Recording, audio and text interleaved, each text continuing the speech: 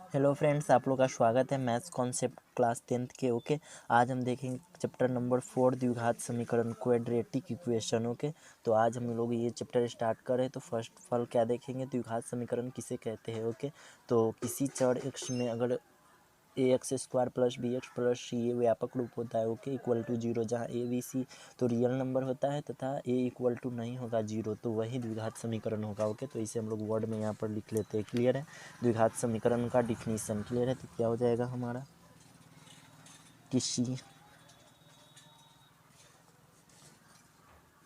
Okay friends, तो ये रहा हमारा इसका डिफिनीशन। अब हम द्विघात समीकरण का व्यापक रूप देख लेते हैं, general form of quadratic equation. Clear है, तो फ्रेंड्स ये क्या होता है, general form of quadratic equation. Okay, तो ax² plus bx plus c equal to zero, जहाँ a बराबर नहीं होगा जीरो। क्लियर है, यही इसका जनरल फॉर्म होगा। क्लियर है, आई होप आप लोग को यहाँ तक समझ में आ गया होगा। यदि a बराबर क्यों नहीं होगा जीरो, तो यहाँ पर प्रूफ भी कर लेते हैं। यदि a इक्वल टू हम जीरो देते हैं तो क्या हो जाएगा हमारा, ax² plus bx plus c equal to zero, a equal to zero रखने पर। क्लियर है, तो यहाँ पर क्या होगा हमारा, ये तो जीरो x² हो जाएगा। क्लियर है, और फिर क्या हो जाएगा, plus bx plus c equal to zero, तो ये तो जीरो हो जाएगा पूरा, और ये bx plus c equal to zero, ये तो रैखिक समीकरण हो गया। ओके, हम बात करें द्विघात समीकरण का, इसलिए a इक्वल टू नहीं होगा जीरो, हम लोग ये प्रूफ भी कर लिए। क्लियर है, तो यहाँ क्या हो जाएगा, रैखिक समीकरण। क्लियर है, हम लोग द्विघात बहुपद और द्विघात समीकरण का व्यापक रूप यहाँ पर लिख लेते हैं, इंपॉर्टेंट। तो द्विघात बहुपद हमारा क्या हो जाएगा, ax² plus bx plus c, जहाँ a बराबर नहीं होगा जीरो।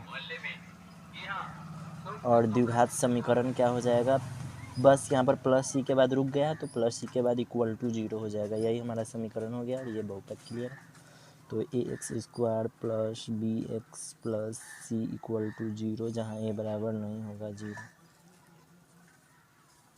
ओके, यही दोनों में अंतर होता है। आई होप आप लोग को अब समझ में आ गया होगा। क्लियर है, हम लोग कुछ एग्जांपल ले लेते हैं यहाँ पर। ओके फ्रेंड्स, तो यहाँ पर ए बी सी का मान निकालना है, एग्जांपल के तौर पर बताना है। तो यहाँ पर ए का मान 4 हो जाएगा, बी का मान 2 और सी का मान 3। यहाँ पर ए का मान हो जाएगा कितना, यहाँ पर ए का मान 3, बी का मान -6 और -5। ओके, यहाँ पर 2 और यहाँ पर 2 हो जाएगा, सॉरी -9 हो जाएगा ए का मान, क्योंकि x² यहाँ पर है। ओके, x² का गुणांक ए का मान होगा, तो -9 हो जाएगा। क्लियर है, और ये बी का मान हो जाएगा 2 और सी का मान कितना हो जाएगा, -18। देखिए यहाँ पर ये भी इधर आएगा, तो -6 -12 -6 -18 हो जाएगा। क्लियर है, द्विघात समीकरण होने की शर्तें क्या क्या है, 4 शर्तें हम लोग यहाँ पर लिख लेते हैं। क्लियर है, ओके, द्विघात समीकरण होने की फर्स्ट शर्त क्या है, चर x का अधिकतम घात 2 होना चाहिए, तभी तो ये द्विघात समीकरण होगा। क्लियर है, और x का घात ऋणात्मक नहीं होना चाहिए, क्योंकि x का घात ही ऋणात्मक हो जाएगा तो फिर ये द्विघात समीकरण नहीं होगा।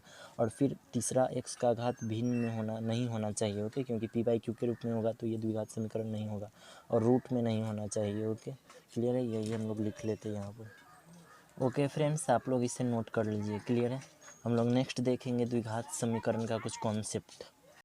ओके फ्रेंड्स, तो नेक्स्ट हम देखने वाले द्विघात समीकरण का व्यापक रूप क्या होता है, x² plus bx plus c equal to zero, जहाँ a बराबर नहीं होगा जीरो। ओके, तो यहाँ पर x² का गुणांक, x का गुणांक अचर पद बताना है, तो आप लोग भी बता सकते हो। तो x² का गुणांक कितना हो जाएगा, a हो जाएगा। क्लियर है, यहाँ पर a है, x का गुणांक b हो जाएगा, और अचर पद क्या होगा हमारा, c हो जाएगा। क्लियर है, द्विघात समीकरण कितने प्रकार का होता है ये हम लोग यहाँ पर लिख लेते हैं। तो टाइप्स ऑफ द्विघात समीकरण हम लोग कल देखेंगे, आज यहीं तक रहने देते हैं। थैंक यू गाइज, वीडियो अच्छा लगे तो लाइक कीजिएगा। ओके, हम लोग स्टार्टिंग से रिकैप करा दें। क्लियर है गाइज, थैंक यू फ्रेंड्स, मिलते हैं नेक्स्ट वीडियो।